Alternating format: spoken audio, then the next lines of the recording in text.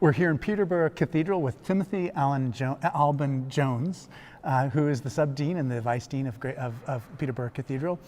It's an absolutely beautiful and extraordinary place, totally singular and unique.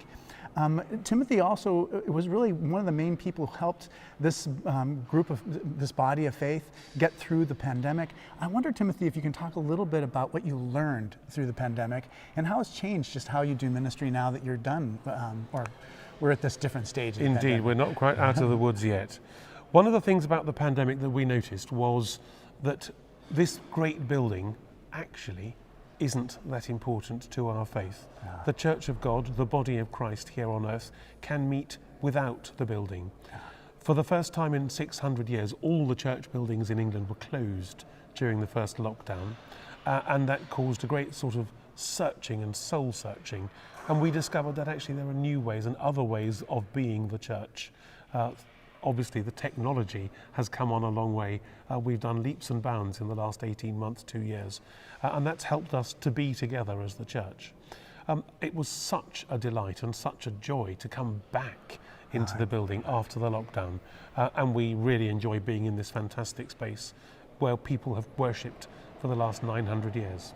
Yeah, I mean, one of the things that we just, Katherine of Aragon's grave is right next to us.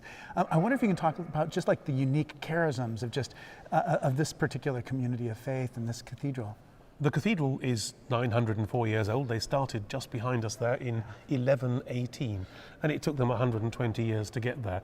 Of course, it was originally a Benedictine monastery, but in fact this is the third building on the site, and there have been Christians worshipping here since 654.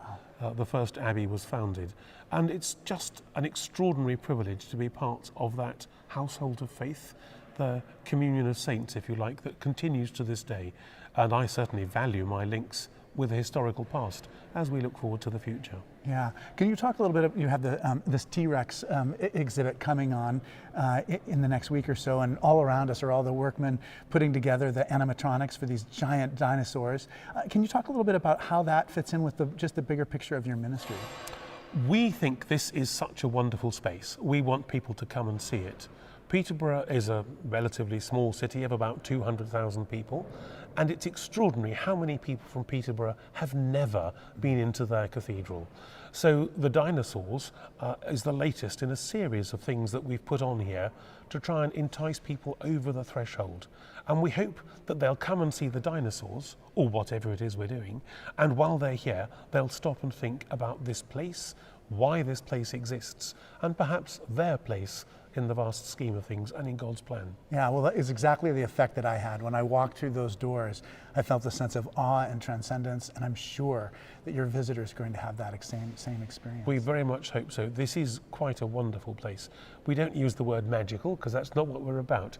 But if we had a £5 note for every time somebody said, wow, as they came in, we'd be as rich as Croesus. We are pleased to be able to welcome people into this holy space that has seen plague and famine, it's seen civil war, it's seen times of great rejoicing and jubilation, but also times of national sadness and mourning. And all of that and more have washed off on the stones to make this a holy place. Yeah. Well, thank you, Timothy, for your guardianship and your stewardship of this place, and for your generosity of spirit and taking this time to talk to us at Grace Cathedral and to us today. It's great to have you here. We hope you'll come and visit us.